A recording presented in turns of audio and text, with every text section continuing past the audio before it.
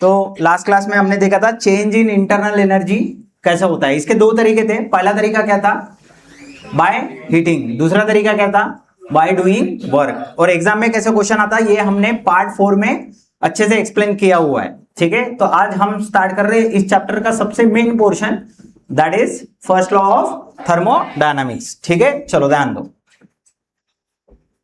So first law of thermodynamics क्या है, इसको एग्जाम में कैसा क्वेश्चन आता है, वो सब कुछ आज हम डिस्कस करेंगे। That is first law of thermodynamics. ठीक है,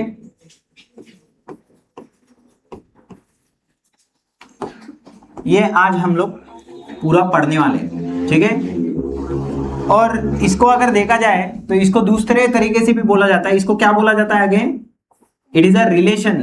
काय के बीच का रिलेशन होता है, रिलेशन बिटवीन क्यू यानी हीट, डेल्टा यू यानी इंटरनल एनर्जी एंड डब्ल्यू यानी वर्क, इसके बीच का रिलेशन यानी फर्स्ट लॉ ऑफ थर्मोडायनामिक्स। ठीक है, अब समझते हैं फर्स्ट लॉ ऑफ थर्मोडायनामिक्स बोलता क्या है। ठीक है, तो क्या बोलता है, मान के लो ये एक पिस्टन सिलेंडर है, कुछ ऐसा। ठीक है, कुछ ऐसा पिस्टन सिलेंडर है, और इस पिस्टन सिलेंडर के अंदर गैस भरी हुई है। कौन सी गैस भरी हुई है, तो आइडियल गैस भरी हुई है इसके अंदर। लेकिन ये जो पिस्टन हमने निकाला है, this is suppose to be ideal gas. ठीक है, ये आइडियल गैस है। अब हमने ये जो पिस्टन निकाला है ये कैसा होना चाहिए, फ्रिक्शनलेस और मासलेस। क्यों ये फ्रिक्शनलेस और मासलेस होना चाहिए। फ्रिक्शनलेस इसलिए होना चाहिए क्योंकि ये जो सिलेंडर का वॉल है और आपका जो पिस्टन है ये क्या करेगा, फ्रिक्शन कर सकता है। और जब ये एक दूसरे के साथ फ्रिक्शन करेंगे तो यहां क्या प्रोड्यूस होगी, हीट। मतलब सिस्टम में अलग से हीट ऐड होने के चांसेस है, तो हमें वो हीट अलग से ऐड होने नहीं देनी है। तो इसके लिए क्या करना पड़ेगा, ये जो पिस्टन है और ये जो सिलेंडर है वो कैसा मानना पड़ेगा कि ये जो पिस्टन है वो कैसा होगा, फ्रिक्शनलेस। अगर मैंने मान के ये नहीं चला कि ये जो पिस्टन है वो फ्रिक्शनलेस है, तो अलग से हीट इस सिस्टम के अंदर क्या हो जाएगी, ड्यू टू फ्रिक्शन। आपको पता है कि जब कभी भी दो चीजें एक दूसरे के ऊपर घिसती है तो क्या प्रोड्यूस होती है, हीट। तो अलग से यहां हीट क्या हो सकती है, ऐड हो सकती है, और वो अलग से हीट अपने को ऐड होने देनी नहीं है। इसलिए अपने को पिस्टन कैसा मान के चलना पड़ेगा, फ्रिक्शनलेस। बराबर है। दूसरा, मासलेस भी होना जरूरी है। क्यों मासलेस होना जरूरी है, क्योंकि अगर इसको मास रहा तो वो क्या एक्ट करेगा, इनर्शिया एक्ट करेगा। अरे मैं क्या सही बोल रहा हूं, ठीक है ना, इनर्शिया एक्ट करेगा। अगर उसने इनर्शिया एक्ट किया तो क्या होगा, इसको ऊपर जाने के लिए एक्स्ट्रा अमाउंट ऑफ वर्क लगेगा पिस्टन को, और वो जो कि अपने को नहीं लेना है, कंसीडर ही नहीं करना है। इसलिए अपने को ये बोलना है कि हम जब पिस्टन लेते हैं तो वो कैसा होना चाहिए, फ्रिक्शनलेस और मासलेस। क्योंकि ना तो extra amount of heat system के अंदर हम लोग ऐड करना चाहते हैं और ना ही सिस्टम को अलग से वर्क करना पड़े due to inertia of the piston. इसलिए हम लोग जो पिस्टन ले रहे हैं वो कैसा होना चाहिए, फ्रिक्शनलेस और massless.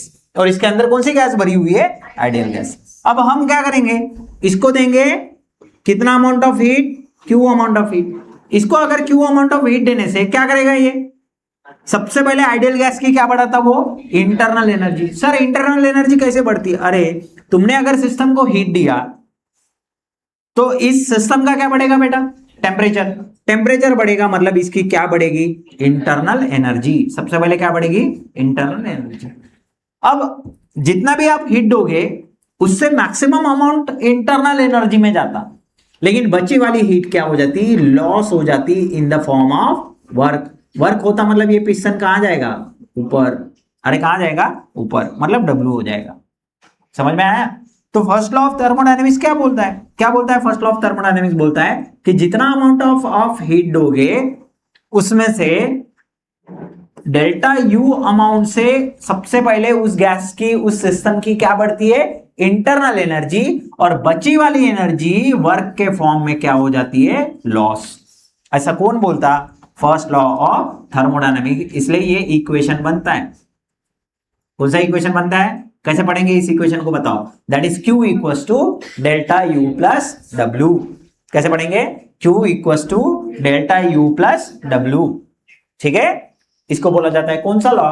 First law of thermodynamics. It is also the relation between Q, delta U and W, ठीक है। समझ में आया? अरे समझ में आया क्या? अब हम क्या करेंगे, इसका दूसरा फॉर्म भी मैं लिख सकता हूं, इसका दूसरा फॉर्म भी लिख सकता हूं। कैसे लिखेंगे? डेल्टा U को इधर ही रखो, बराबर है, Q को इधर रखो, ये जो W है उसको इधर लेके आओ, इज इक्वल टू के दूसरे साइड लेके आओ, क्या हो जाएगा? Minus W। तो ये हो जाएगा आपका कौन सा फॉर्म? सेकेंड फॉर्म ऑफ कौन सा law? First law of thermodynamics. इस तरीके से आप कोई भी इक्वेशन का यूज करके फर्स्ट लॉ ऑफ थर्मोडायनेमिक्स को समझ सकते, ठीक है। अब हम चेक करेंगे कि क्या ये जो हमने फर्स्ट लॉ ऑफ थर्मोडायनेमिक्स लिखा है, that is Q equal to delta U plus W, ये साइन कन्वेंशन के हिसाब से सही है क्या? साइन कन्वेंशन क्या बोलता है हमारा? मान के चलो ये क्या है आपका सिस्टम, सिस्टम के अंदर अगर हीट आती है, क्या के अंदर हीट आती है? सपोज टू बी सिस्टम के अंदर अगर हीट आती है तो पॉजिटिव लेना कि नेगेटिव लेना? पॉजिटिव लेना कि नेगेटिव लेना? पॉजिटिव लेंगे। सिस्टम के बाहर अगर हीट जाती है तो उसको क्या लेना बेटा? नेगेटिव लेना है, बराबर है। और अगेन सिस्टम के ऊपर अगर वर्क होता है तो उसको पॉजिटिव लेना है कि नेगेटिव लेना? नेगेटिव लेना है। और सिस्टम ने अगर वर्क किया तो उसको क्या लेना है बेटा? पॉजिटिव। ये पढ़ा है क्या हमने? अरे हाँ ना बोल, पढ़ा है। दिस इज व्हाट, ये क्या है? साइन कन्वेंशन है। ये क्या है बेटा? Sign convention. इसको एग्जाम में लिखना नहीं है, लेकिन हमें याद होना चाहिए। अब देख चेक करिए, क्या हमने फर्स्ट लॉ ऑफ थर्मोडायनेमिक्स जो लिखा उसमें ये जो साइन कन्वेंशन है वो सही है क्या? देखो बड़ा सही है क्या? देखो चेक करो, मुझे बताओ हीट कहां जा रही है? हीट कहां जा रही है? सिस्टम के अंदर। जब कभी भी सिस्टम के अंदर हीट जाती है उसको क्या लेना था? पॉजिटिव। अरे उसको क्या लेना था? पॉजिटिव लेना था। तो क्या हमने उसको पॉजिटिव लिया है? अरे लिया है क्या? हाँ, यहां हीट कैसी है? पॉजिटिव है। दिख रहा है? कुछ नहीं है, मतलब क्या है? पॉजिटिव। दूसरा चेक करिए, वर्क कहां जा रहा है? सिस्टम के बाहर जा रहा है। सिस्टम के बाहर अगर वर्क जाता है तो उसको क्या लेना है? Again positive. तो क्या उसको पॉजिटिव लिया हुआ है? अरे लिया है क्या इसको पॉजिटिव? वर्क को क्या पॉजिटिव लिया है? हाँ, वर्क को क्या लिया हुआ है? पॉजिटिव लिया है। मतलब इस इक्वेशन में क्या साइन कन्वेंशन लगा है? क्या साइन कन्वेंशन लगा है? हाउ साइन कन्वेंशन लगा हुआ है, ठीक है। लेकिन आप अगर गलती से साइन कन्वेंशन इस इक्वेशन में यूज करने गए तो यहां वो साइन कन्वेंशन लगता नहीं है, वहां साइन कन्वेंशन लगता नहीं है, ठीक है।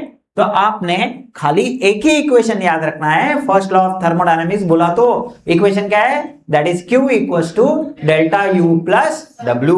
This is the first law of thermodynamics. ये क्या है? First law of thermodynamics. फिर एग्जाम में क्वेश्चन कैसे आता है?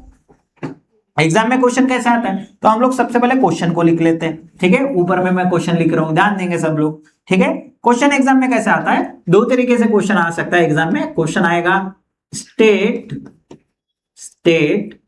फर्स्ट लॉ ऑफ थर्मोडायनेमिक्स, है ना, ऐसा क्वेश्चन एग्जाम में आ सकता।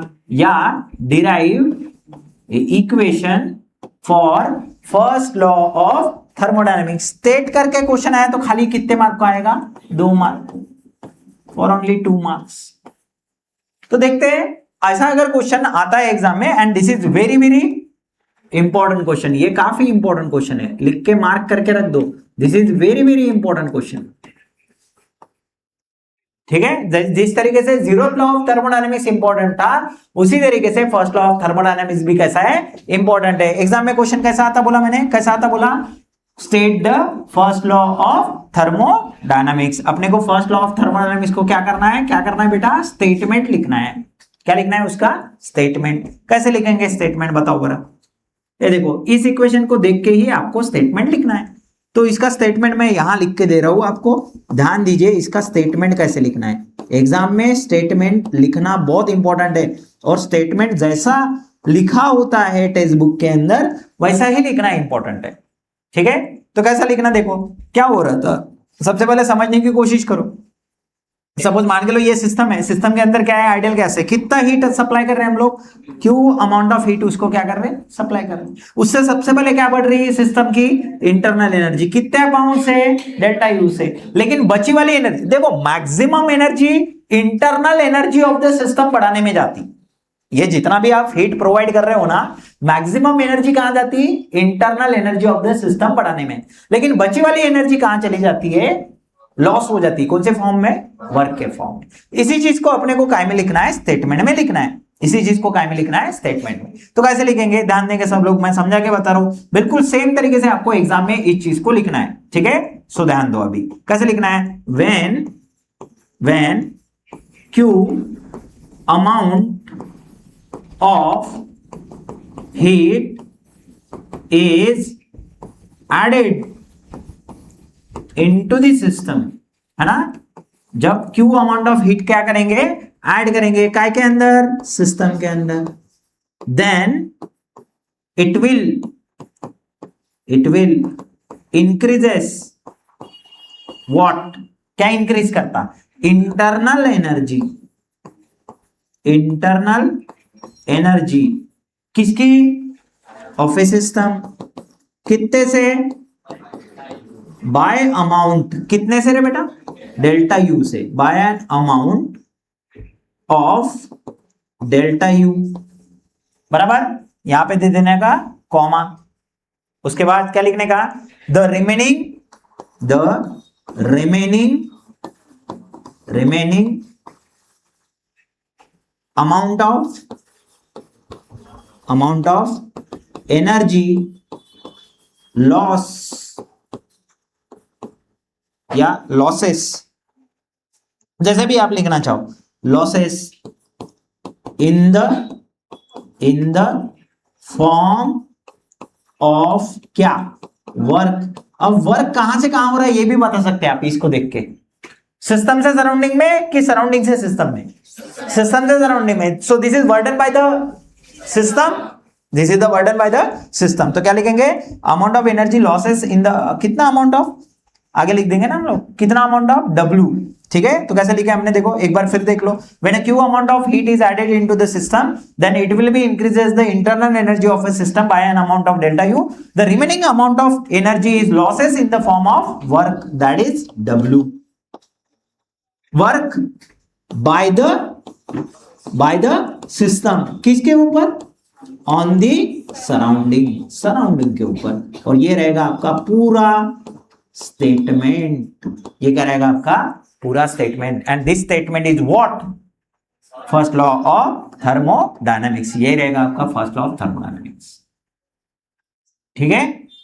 चलो एक बार इसको पढ़ो, मेरे साथ पढ़ो, क्या बोल रहे हैं हम लोग, what do mean by first law of thermodynamics, when Q amount of heat is added into the system, है ना, कितना अमाउंट ऑफ हीट ऐड करेंगे, Q अमाउंट, तो वो क्या करेगा, इंक्रीज करेगा, किसको, इंटरनल एनर्जी को, कितने अमाउंट से रे बेटा, डेल्टा यू अमाउंट से। सो बची वाली, अब फिर भी एनर्जी बच जाएगी, कौन सी एनर्जी बच जाएगी, हीट एनर्जी बच जाएगी। तो बची वाली एनर्जी क्या होती है, लॉस होती है, कौन से फॉर्म में, वर्क के फॉर्म में। और ये वर्क कौन करेगा, सिस्टम, किसके ऊपर, सराउंडिंग के ऊपर। खत्म, इतना ही तो लिखना है, आसान है क्या। मैं बोलता ना, कोई भी स्टेटमेंट रटने की जरूरत नहीं है, बस उसको याद कैसे रखना है। मैं क्या बोलता, खाली डायग्राम याद रखो, दैट्स इट। इसी से मैं इक्वेशन लिख सकता हूं और इक्वेशन से ही मैं स्टेटमेंट लिख सकता हूं। डायग्राम क्या है, खाली एक पिस्टन बना लो, सिलेंडर बना दो, एक पिस्टन लगा दो, उसमें आइडियल गैस भर दो, और लिखना क्या है, consider that the piston and cylinder having an ideal gas but the piston is frictionless and massless, है ना। बस उसके बाद शुरू हो जाने का, क्या लिखने का, what is the equation of first law of thermodynamics, that is Q equals to delta U plus W, this is कौन सा law, first law of thermodynamics, खत्म। उसके बाद खाली इंपॉर्टेंट चीज क्या थी, स्टेटमेंट। तो स्टेटमेंट लिखना इस इक्वेशन को देख के कोई बड़ी बात है क्या, नहीं, सिंपल कैसे लिखना, ये हो गया आपका सिस्टम। क्या लिखने का, बोलो बड़ा, क्या लिखने का, व्हेन कितना amount of Q amount of heat is added ना, is added into the system, then it will be increases the internal energy of the system. कितने अमाउंट से? डेल्टा यू से। लेकिन फिर भी एनर्जी बच जाती है, तो रिमेनिंग वाली एनर्जी क्या हो जाती है? लॉस। कौन से फॉर्म में? वर्क के फॉर्म में। कौन वर्क करेगा? सिस्टम। किसके ऊपर? सराउंडिंग के ऊपर। That's it, this is the statement of first law of thermodynamics. समझ में आया? और आपने अगर खाली पहला इक्वेशन याद किया तो दूसरा इक्वेशन लिखना कोई बड़ी बात नहीं है। खाली डेल्टा यू को इधर रख दो, W प्लस डब्ल्यू इधर है, इज इक्वल टू के दूसरे साइड जाएगा तो क्या हो जाएगा? Minus W. समझ में आया क्या? दिस इज कौन सा law? First law of thermodynamics. ये कौन सा लॉ है? फर्स्ट लॉ ऑफ थर्मोडायनामिक्स है। लेकिन इसे हमें क्या करना है? प्रूफ करना पड़ेगा ना। इसे क्या करना पड़ेगा अपने को? प्रूफ। तो सेकंड क्वेश्चन एग्जाम में कैसे आता है? पहला क्वेश्चन एकदम क्लियर है क्या? बताओ। अबे एकदम क्लियर है क्या? ये वाला क्वेश्चन सबको क्लियर है? क्लियर है। कितने मार्क को एग्जाम में आएगा? 2 मार्क। खाली कितना मार्क? 2 मार्क। खत्म। कुछ लोग बोलेंगे सर ये साइन कन्वेंशन लिखना जरूरी है क्या? अरे नहीं रे, साइन कन्वेंशन खाली न्यूमेरिकल सॉल्व करने के लिए चेक करना। जब भी आप इक्वेशन लगाओगे, कौन सा equation? First law of thermodynamics का इक्वेशन जब भी आप लगाओगे, आपको क्या करना है? चेक कर लेना है कि साइन कन्वेंशन के हिसाब से मैंने जो इक्वेशन लिखा है वो सही है या गलत है। कोई डाउट किसी को? नहीं। अब देखते हैं इसका प्रूफ। किसका प्रूफ देखेंगे बेटा? फर्स्ट लॉ ऑफ थर्मोडायनेमिक्स का। तो क्वेश्चन एग्जाम में कैसे आता फिर अगर प्रूफ के साथ लिखना है? तो क्वेश्चन एग्जाम में ऐसा था, derive equation of first law of thermodynamics. ठीक है, कैसा क्वेश्चन आ सकता है? Derive the equation of first law of thermodynamics या explain the first law of thermodynamics. Explain बोल रहा तो पूरा लिखना पड़ेगा फिर अपने को, है ना। तो एग्जाम में ऐसा भी क्वेश्चन आ सकता है, दैट इज डिराइव, क्या आएगा? डिराइव द फर्स्ट, या डिस्क्राइब भी आ सकता। डिराइव की जगह दूसरा वर्ड क्या आ सकता? डिस्क्राइब भी आ सकता। ठीक है, derive the first, derive the first, क्या लिखेंगे फर्स्ट के बाद? First law of what? Thermodynamics. या डिराइव की जगह क्या आ सकता बेटा? वर्ड डिस्क्राइब भी आ सकता। लेकिन ये क्वेश्चन 2 मार्क को नहीं, अब ये क्वेश्चन कितने मार्क को आएगा? 3 मार्क्स को आएगा। ठीक है, कितने मार्क को आएगा? 3 मार्क। ठीक है, अब देखेंगे इसको कैसे डिराइव करेंगे। ठीक है, तो आंसर में देखो आपको क्या लिखना है। ठीक है, and this question is also important question.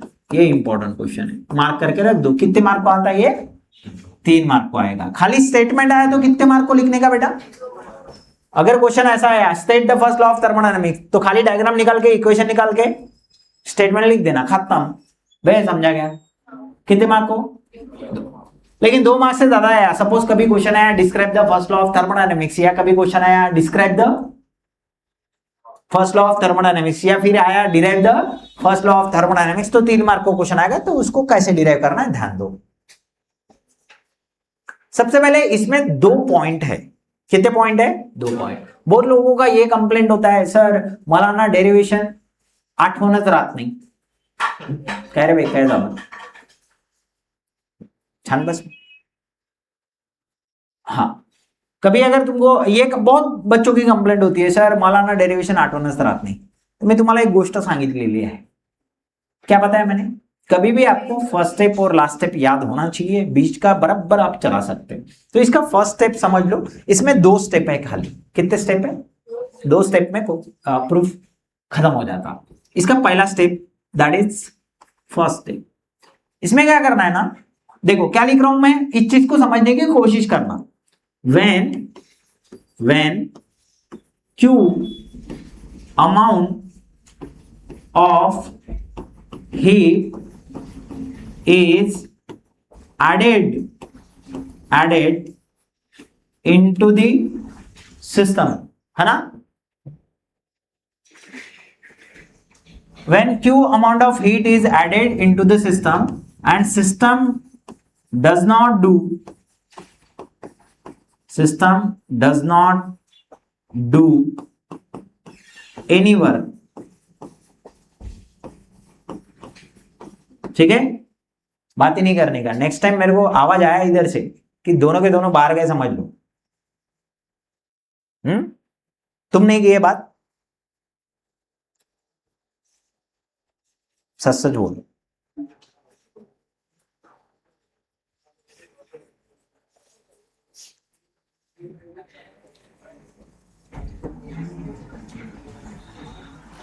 ध्यान दो इधर, पता नहीं तुम्हारी क्या बातें रहती।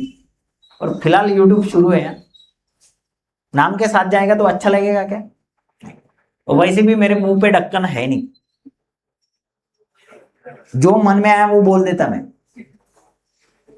तो थोड़ा संभल के रहने का। समझ आ रहा है इधर? मेरा नेचर पता है ना तुमको कैसा है। आज से आ रहे तुम पढ़ने इधर? नहीं, बहुत दिनों से आ रहे ना, तो सुबह सुबह दिमाग खराब करने का नहीं। पढ़ा रहा मैं, बहुत शिद्दत से पढ़ा था चैप्टर ये। वैसे सारे चैप्टर शिद्दत से ही पढ़ा था, ये मेरा वन ऑफ द फेवरेट है, इसलिए अच्छे से पढ़ा था, है ना? तो थोड़ा सा प्यार से सुनो। वैसे ही तुम कॉलेज जाओ ना, मतलब वो फर्स्ट लॉ ऑफ थर्मोडायनामिक्स भी अगर किसी को आ जाए ना, फिजिक्स वाले मास्टर को ढंग से, जैसा मैं एक्सप्लेन कर रहा, बदल देना मेरा नाम। समझ रहे क्या? हाँ। और तुमको और एक बात बता रहा मैं, यूट्यूब पे अगर ये लेवल पे कंटेंट होगा ना जो मैंने पढ़ाया, ये वे में इस सिस्टमैटिक तरीके से, फिर भी हाँ थर्मोडायनामिक्स का चैलेंज है, बाकी सारा हो सकता, स्पेशली इस चैप्टर का चैलेंज है। बता दो, लाके दिखा देना कि सर ये देखो, दिखा दो एक आधा, मान जाता मैं। द रीजन इज, मैं खुद ये कम से कम 6-7 साल पढ़ा हूं ये सेम। कल मेरा जिस सब्जेक्ट पे इंटरव्यू भी है, सेम सब्जेक्ट पे इंटरव्यू है, तो क्या पूछने वाले मैं अभी से बता सकता। लॉस पूछेंगे, हार्डली प्रोसेसेस पूछेंगे, मेरे को तो वो नींद में भी पता है। मतलब पूछो तुमको क्या पूछना है, नींद में भी फर्स्ट लॉ ऑफ थर्मोडायनामिक्स बता दूं। देखो इधर, when a q amount of heat is added into the system does not do any work। मान लो आप हीट तो ऐड कर रहे हैं लेकिन सिस्टम वर्क नहीं कर रहा, system does not do any work. तो भैया हो क्या रहा है, समझने की कोशिश करो। मान के चलो ये है सिस्टम, और सिस्टम के अंदर लगी हुई है पिस्टन और सिलेंडर, और इसके अंदर भरी हुई है, अबे इसके अंदर क्या भरी हुई है, आइडियल गैस। अब हम क्या कर रहे हैं, सिस्टम के अंदर क्या ऐड कर रहे हैं बेटा, सेंटेंस में लिखा है मैंने, सिस्टम के अंदर क्या ऐड कर रहे हैं, क्यू अमाउंट ऑफ क्या ऐड कर रहे हैं, हीट ऐड हो रही, लेकिन सिस्टम वर्क नहीं कर रहा, मतलब पिस्टन ऊपर जा नहीं रहा, तो फिर हीट किधर को जाएगी, वो खाली क्या बढ़ाएगी बेटा, सिस्टम का इंटरनल एनर्जी। क्या बढ़ाएगी, खाली इंटरनल एनर्जी। मतलब क्यू पूरे तरीके से डेल्टा यू होगा, क्यू पूरे तरीके से डेल्टा यू होगा, डब्ल्यू होगा नहीं, ये नहीं डब्ल्यू होने वाला है। आप दिस इज इक्वेशन नंबर 1। ये कौन सा इक्वेशन है, इक्वेशन नंबर 1। अब चेक कर लो, क्या चेक करना पड़ता, according to sign convention equation है क्या। देखो बरा, according to sign convention equation है क्या, तेरा बोर्ड कहीं और जा रहा है, इधर है। हाँ, according to sign convention equation मैंने लिखा क्या, कैसा रहता बेटा, ये रहता सिस्टम। सिस्टम के अंदर अगर हीट ऐड होती है तो उसको पॉजिटिव लेना कि नेगेटिव लेना, अबे हीट ऐड होती है तो उसको पॉजिटिव लेना कि नेगेटिव लेना, और हीट अगर बाहर जाती है तो उसको पॉजिटिव लेना कि नेगेटिव लेना। हाँ, मैं डब्ल्यू लिखा, क्या होना चाहिए वहां बेटा, क्यू। बाहर अगर जाती है तो कितना लेना, नेगेटिव। और इंटरनल एनर्जी इंक्रीज होती है तो पॉजिटिव कि नेगेटिव, कल बताया था, इंक्रीज होती है तो पॉजिटिव। अब देखो बड़ा क्या साइन कन्वेंशन यहां यूज हुआ है और सही तरीके से हुआ है क्या। देखो हीट अंदर जा रही है भाई, हीट अंदर जा रही है क्या, देखो हीट अंदर जा रही है तो क्या हो जाएगा, पॉजिटिव, बराबर है पॉजिटिव। अब हीट अंदर जाने से इस आइडियल गैस का क्या बढ़ेगा, टेम्परेचर बढ़ेगा, टेम्परेचर बढ़ेगा मतलब इंटरनल एनर्जी बढ़ेगी, इंक्रीज होगी मतलब पॉजिटिव की नेगेटिव, वो भी पॉजिटिव है। मतलब अकॉर्डिंग टू साइन कन्वेंशन मैंने जो इक्वेशन लिखा है वो पूरे तरीके से सही है। बात आती है डब्ल्यू कहां गया, मैंने क्वेश्चन में पहले पॉइंट में ही बोल दिया कि सिस्टम की पूरी हीट क्या में कन्वर्ट हो रही, इंटरनल एनर्जी में। सिस्टम क्या नहीं कर रहा, बोला वर्क नहीं कर रहा, ये पॉइंट नंबर कितना है, पहला। दूसरा point number 2, system does some work by increasing, system does some work by increasing its volume, है ना। सिस्टम क्या कर रहा है, वर्क कर रहा है, कैसे, वॉल्यूम को इंक्रीज करके। It's internal energy is decreases. अब मैंने ये क्या लिखा ना, थोड़ा समझने की कोशिश करना। मैं फिर से इसके लिए डायग्राम बनाता, क्या बनाता, डायग्राम। देखा बना कैसे बनाता, ध्यान दो। क्या सेंटेंस लिखा वो आपको समझ जाएगा। फिर मान के लो ये फिर से सिलेंडर है और ये है पिस्टन और इसके अंदर भरी हुई है कौन सी गैस, आइडियल गैस। अब क्या बोल रहा है, सिस्टम खुद ब खुद काम कर रहा है। सिस्टम डज सम वर्क, है ना। सिस्टम क्या कर रहा है, खुद से काम कर रहा। एक आधा सिस्टम खुद से काम कब करता, जब इसके अंदर क्या होती, केमिकल रिएक्शन। क्या होती, केमिकल रिएक्शन। सोचो ना, एक आधा सिलेंडर क्यों ब्लास्ट होता, क्योंकि गैस में क्या होती, केमिकल रिएक्शन। तो यहां हो रही chemical reaction. System does some work, और वो खुद का वॉल्यूम क्या कर रहा, बोले अबे खुद का वॉल्यूम क्या कर रहा, इंक्रीज कर रहा। वॉल्यूम अगर इंक्रीज होगा, तो ये पिस्टन वही रहेगा, ऊपर जाएगा, मतलब वर्क होगा नहीं होगा, अबे वर्क होगा नहीं होगा। अब वॉल्यूम इंक्रीज होने से इंटरनल एनर्जी इंक्रीज होती कि डिक्रीज होती, वो देखना है अपने को। और हमने सीखा है, हमको लॉज सारे पता है, बचपन से सीख रहे हैं हम लोग ये सब। अबे क्या मैं सही बोल रहा हूं, हाँ मुझे बताओ, वॉल्यूम अगर इंक्रीज होता तो प्रेशर और वॉल्यूम का रिलेशन क्या है, इनवर्सली प्रोपोर्शनल। वॉल्यूम बढ़ रहा तो प्रेशर क्या होता, कम होता। और प्रेशर अगर कम होता तो टेम्परेचर भी क्या होता, डायरेक्टली प्रोपोर्शनल है। और टेम्परेचर अगर कम हुआ तो इंटरनल एनर्जी बढ़ेगी कि घटेगी, अरे बढ़ेगी कि घटेगी, इसलिए internal energy is decreases. Sentence बराबर लिखा क्या मैंने, बे समझ आ रहा है क्या, समझ आ रहा है क्या, ठीक है। तो आवाज ही नहीं आ रहा। अब तुम सोच रहे होंगे सर तुमने ये 2 पॉइंट लाए कहां से, एक तो तुम रट क्या है, नहीं तो तुम अपने मन से कुछ भी पढ़ाए जा रहे।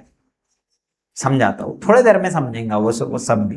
देखो ध्यान दो, फिर क्या मैं इस चीज को इक्वेशन के फॉर्म में लिख सकता हूं, लिख सकते हैं। क्या बोल रहा, सिस्टम डज सम वर्क। अब सोचो, वर्क अगर सिस्टम के ऊपर हुआ तो उसको पॉजिटिव लेते नेगेटिव लेते, ऐसा कौन बोलता, साइन कन्वेंशन। और अगर सिस्टम ने वर्क किया तो उसको पॉजिटिव लेते नेगेटिव लेते, अरे हाउ कि नहीं, ये क्या है बेटा, साइन कन्वेंशन। तो यहां वर्क खुद से हो रहा या हम कर रहे, सिस्टम कर रहा ना। और वर्क कहां जा रहा बेटा, बाहर। जब भी वर्क बाहर जाता है उसको क्या लिखना पड़ेगा, पॉजिटिव। हो गया क्या बे, बराबर है क्या, सही लिखा क्या, बताओ पर मैंने। देखो ना, इस सेंटेंस को मैच करो। System does some work, system खुद से वर्क कर रहा, वर्क बाहर जा रहा, तो वर्क को क्या लेना पड़ेगा मेरे को, पॉजिटिव। उसके वजह से क्या हो रहा, इंटरनल एनर्जी बढ़ रही घट रही,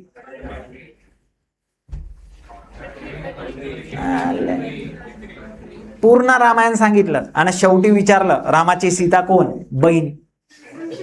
कोण आहे, बहीण। बे बायको होती बे, धर्मपत्नी है वो।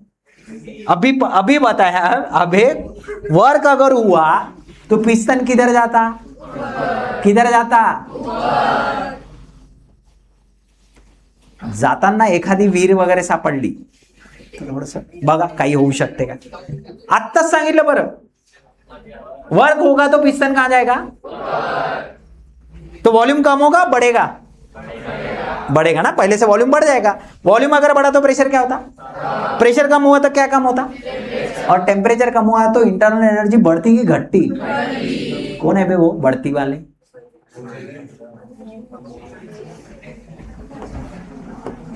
हाँ, अगर इंटरनल एनर्जी घटी तो उसको प्लस डेल्टा यू लिखूं कि माइनस डेल्टा यू लिखूं?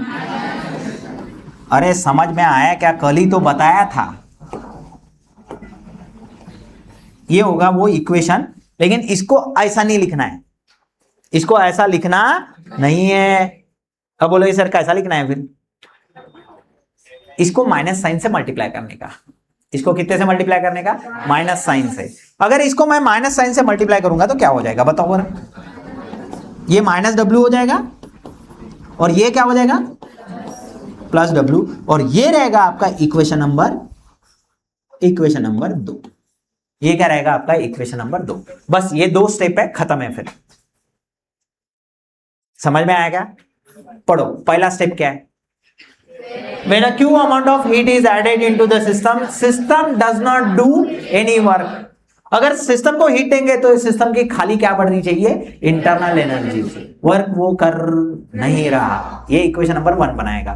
That is Q equals to delta U. According to sign convention सही है क्या? चेक कर लेने का, खत्म, आगे जाने का। दूसरे स्टेप में क्या लिखने का? System does not do any work. System किसी भी तरीके से कोई भी काम कर नहीं रहा या कर रहा। System does some work by increasing volume, है ना? सिस्टम खुद से काम कर रहा, हाँ, खुद से काम कर रहा, इससे वॉल्यूम बढ़ेगा तो इंटरनल एनर्जी क्या होगी? डिक्रीज होगी। पोराले इथंच कन्फ्युजन होते, इंक्रीज होते का डिक्रीज होते। अबे वर्क अगर हो रहा है, वॉल्यूम बढ़ रहा है। वर्क अगर हो रहा है तो वॉल्यूम बढ़ रहा है, वॉल्यूम बढ़ रहा, प्रेशर घट रहा, प्रेशर घट रहा, टेम्परेचर घट रहा, टेम्परेचर घट रहा, मतलब इंटरनल एनर्जी घट रही। That is W is equal to minus delta U. This is according to sign convention. लेकिन इसको इस फॉर्म में लिखना लिहायचा आहे का बे? नाही। याला कोणत्या फॉर्म मध्ये लिहायचा? माइनस साइन ने मल्टीप्लाई करायचं। इधर से अगर माइनस साइन से मल्टीप्लाई करेंगे तो यहां माइनस आएगा और यहां प्लस आएगा। हो गया? अब नीचे क्या लिखना, ध्यान दो। नीचे क्या लिखना है? From equation 1 and 2, these are the both the way by using that we can change the internal energy of the system. हम इन दोनों तरीके से सिस्टम की इंटरनल एनर्जी चेंज कर सकते। देखो बर, तरीका नंबर 1 इक्वेशन नंबर 1, तरीका नंबर 2 इक्वेशन नंबर 2। अब बोलोगे सर नहीं समझ आ रहा। अगर मेरे को सिस्टम की इंटरनल एनर्जी चेंज करनी है, चेंज का मतलब ऑलवेज इंक्रीज नहीं होता बेटा, डिक्रीज भी हो सकता है, हाँ या ना? मैं पहले टाइम पे इंक्रीज कर रहा internal energy by giving him heat. हम लोग उसमें क्या ऐड कर रहे? हीट। हीट ऐड करने से सिस्टम की इंटरनल एनर्जी चेंज हुई क्या बे? हुई क्या? कितनी हुई? इंक्रीज हुई डेल्टा यू से, बराबर। अगर मैं सिस्टम ने खुद से काम किया, ऐसा भी तो कर सकता ना। चेंज इन इंटरनल एनर्जी होने के 2 तरीके पढ़े हमने, एक तो हीटिंग, नहीं तो बाय डूइंग वर्क। तो पहले इसमें मैंने हीटिंग से कराया ये सब कुछ, चेंज इन इंटरनल एनर्जी, और दूसरे इसमें मैंने काय से कराया? वर्क से। याद आ रहा है क्या? तो ये दोनों तरीके से मैं इंटरनल एनर्जी को चेंज कर सकता। हीटिंग दोगे इंटरनल एनर्जी बढ़ेगी, वर्क अगर सिस्टम खुद से करेगा तो इंटरनल एनर्जी, अबे माइनस है मतलब क्या है? घटेगी। इंक्रीज हो डिक्रीज हो उसका मतलब ही चेंज है, उसका मतलब ही। दिमाग में बैठ रहा है क्या मैं क्या बोल रहा हूं? मेरा एम क्या है? सिस्टम की इंटरनल एनर्जी चेंज करूं। क्या चेंज करूं? सिस्टम की internal energy.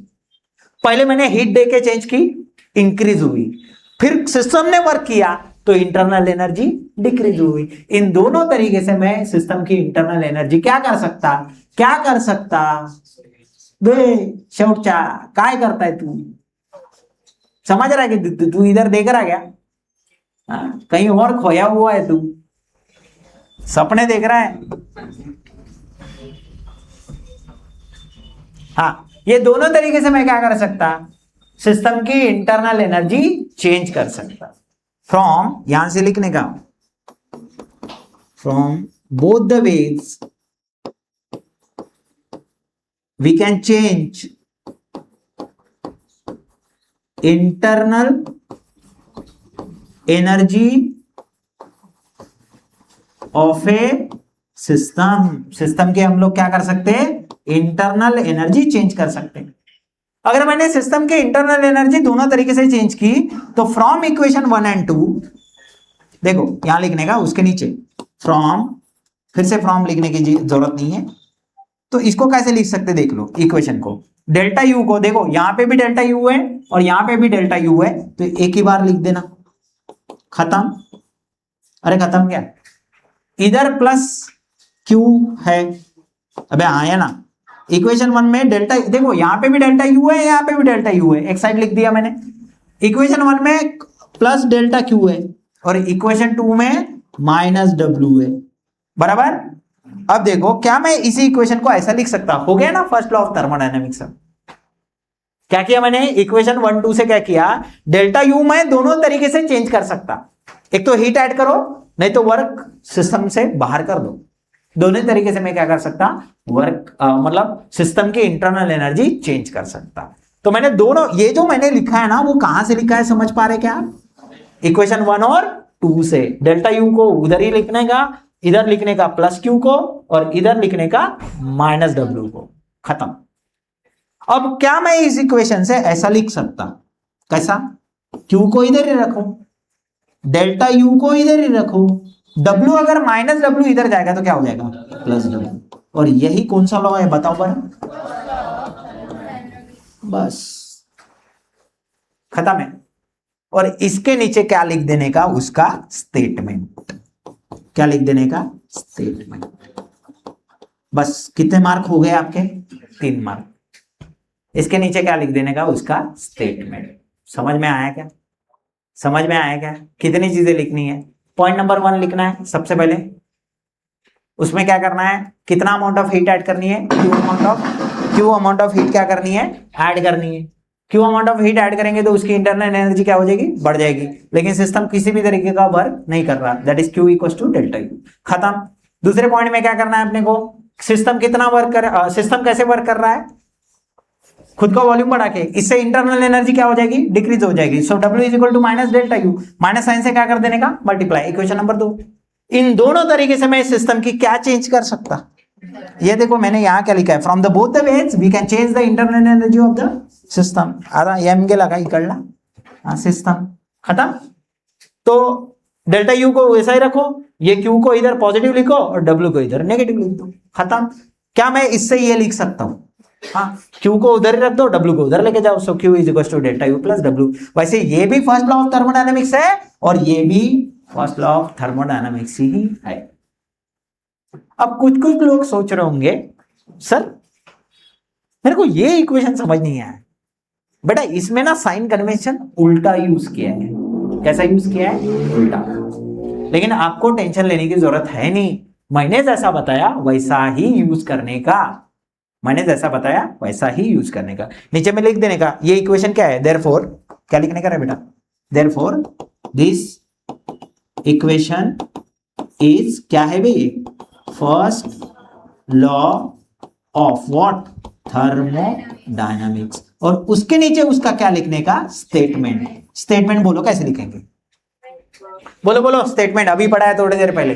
When a Q amount of heat is added into the system increases its internal energy by a delta U and the remaining amount of energy is lost in the form of work by the system onto the, खत्म। इतना अगर लिख दिए तो ये कितने mark मिल जाएंगे आपको, 3 mark. And this is called first law of thermodynamics. ठीक है, मिलते हैं नेक्स्ट क्लास में।